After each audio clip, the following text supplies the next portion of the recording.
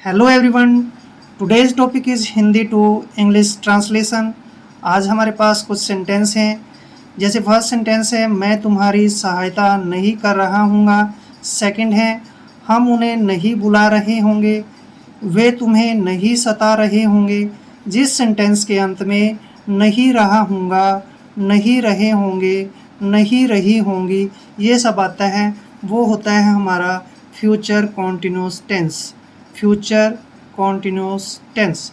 और future continuous tense में जब नहीं का प्रयोग होता है तो वो बन जाता है हमारा नेगेटिव सेंटेंस। यानी कि आज हम जो है नेगेटिव सेंटेंस करने वाले हैं फ्यूचर कॉन्टिन्यूस टेंस के।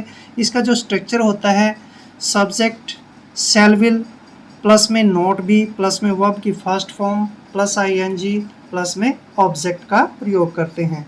तो यहाँ पर ध्यान रखना है, आईवी के साथ हम जो है शैल बी का प्रयोग करेंगे और अदर जो पर्सन है उनके साथ हमेशा विल बी का प्रयोग करेंगे। जैसे ही, सी, इट, दे, देम या किसी का नाम हो। जैसे फर्स्ट सेंटेंस है, मैं तुम्हारी सहायता नहीं कर रहा हूँ। यहाँ पे सब्जेक्ट है मैं, और मैं के लिए लिखेंगे हम आई, और आई के साथ हमेशा जो है सेल का प्रयोग करते हैं। तो आई सेल, और सेल के बाद जो है हमने नोट का प्रयोग करना है, क्योंकि नहीं यानी कि नेगेटिव सेंटेंस है। तो आई सेल नोट, और नोट के ठीक बाद हमने बी का यूज़ करना है, और उसके बाद वर्ब की फर्स्ट फॉर्म यानी कि सहायता करना, मतलब हेल्पिंग, HELPING, हेल्पिंग। अब किसकी हेल्पिंग करना, यानी कि तुम्हारी, मतलब you. I shall not be helping you, subject shall plus not be plus verb की फर्स्ट फॉर्म प्लस ING और प्लस में ऑब्जेक्ट। अब जैसे नेक्स्ट सेंटेंस है, यहाँ पर हम उन्हें नहीं बुला रहे होंगे। अब यहाँ पर नहीं रहे होंगे आया तो फ्यूचर कॉन्टिन्यूस टेंस का नेगेटिव सेंटेंस है। यहाँ पर हम क्या है, सब्जेक्ट है, उसके लिए लिखेंगे हम वी, और वी के साथ सेल का प्रयोग करेंगे। वी सेल नॉट, और तुरंत बाद बी का यूज़ करेंगे। वी शैल नॉट बी, अब बुला रहे यानी कि कॉलिंग, CALLING, कॉलिंग। अब उन्हें मतलब देम, उन्हें के लिए लिखेंगे हम them. We shall not be calling them, हम उन्हें नहीं बुला रहे होंगे। क्लियर। सब्जेक्ट शैल और बाद में नॉट बी प्लस वर्ब की फर्स्ट फॉर्म प्लस ING और प्लस में ऑब्जेक्ट। अब जैसे नेक्स्ट सेंटेंस है, वे तुम्हें नहीं सता रहे होंगे। अब यहाँ पर नहीं रहे होंगे आया तो फ्यूचर कॉन्टिन्यूस टेंस है और साथ में नेगेटिव है। अब यहाँ पर हम वे के लिए लिखेंगे दे, और दे के साथ मैंने आपको बताया कि IV को छोड़कर, IV के साथ सेल आता है, बाकी सभी के साथ विल आएगा। तो यहाँ पर लिखेंगे हम दे will not B, they will not be. अब यहाँ पर जो सताना होता है यानी कि सताने की जो हम इंग्लिश है वो लिखेंगे teasing. They will not be teasing, TEASING। Tease होता है सताना, और टीजिंग सता रहे होंगे, टीजिंग। अब तुम्हें के लिए लिखेंगे you. They will not be teasing you, वे तुम्हें नहीं सता रहे होंगे। अब जैसे नेक्स्ट सेंटेंस है हमारे पास कि वह इस समय नहीं पढ़ रहा होगा। अब नहीं रहा होगा आया तो फ्यूचर कॉन्टिन्यूस टेंस का नेगेटिव सेंटेंस है, क्योंकि नहीं आया है, नकारात्मक वाक्य है। अब वह के लिए लिखेंगे हम ही, और ही के साथ मैंने आपको बताया है कि विल का प्रयोग करेंगे। He will not B, he will not be, अब पढ़ रहा यानी कि reading, READING, reading. He will not be reading इस समय, at this time, at this time यानी कि इस समय।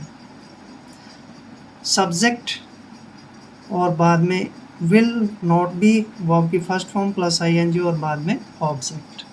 अब जैसे नेक्स्ट सेंटेंस है, वह इस समय खाना नहीं बना रही होगी। अब इसको हम कैसे बनाएंगे, यहाँ पर जो है हमें ये तो पता है कि नहीं रही होगी आया तो फ्यूचर कॉन्टिन्यूस टेंस है और नेगेटिव है। तो सबसे पहले सब्जेक्ट लेंगे, वह के लिए लिखेंगे ही, क्योंकि और यहाँ पर रही है ना, तो लड़की है इसलिए सी लिखेंगे। सी के साथ will not be, she will not be. अब खाना बनाने को क्या बोलते हैं? Cooking, COOKING, cooking.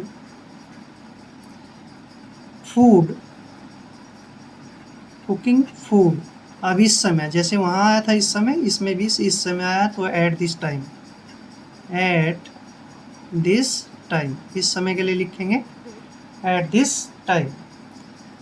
तो subject will not be plus verb की फर्स्ट फॉर्म प्लस ING और बाद में ऑब्जेक्ट। अब जैसे नेक्स्ट सेंटेंस है हमारे पास, तुम अपनी बहन को नहीं पढ़ा रहे होंगे। यहाँ पर जो है नहीं रहे होंगे आया, तो प्रेजेंट कंटिन्यूस टेंस का नेगेटिव सेंटेंस है, और तुम के लिए लिखेंगे हम यू, और यू के साथ क्या आएगा?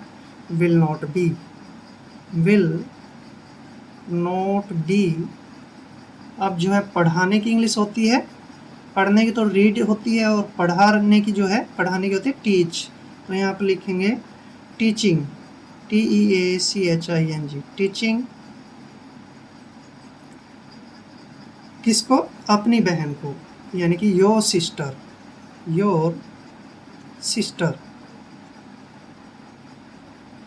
You will not be teaching your sister.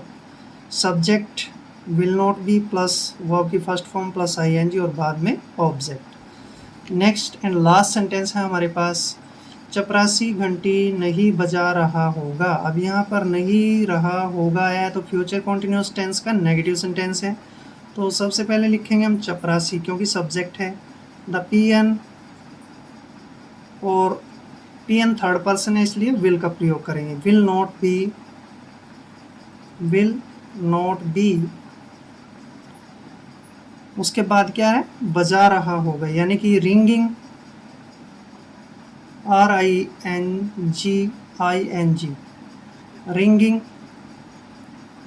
यहाँ पे दोबारा लिखते हैं इसको, RINGING, रिंगिंग।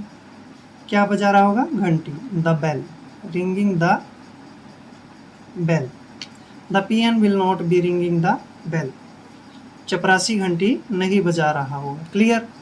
तो आज के इस वीडियो में जो हमने फ्यूचर कॉन्टिन्यूस टेंस के नेगेटिव सेंटेंस को कवर किया है, आई होप वीडियो आपके लिए काफ़ी हेल्पफुल होगा। मिलते हैं नेक्स्ट वीडियो में। चैनल पे नए हैं तो चैनल को सब्सक्राइब कर लें। जय हिंद, जय भारत।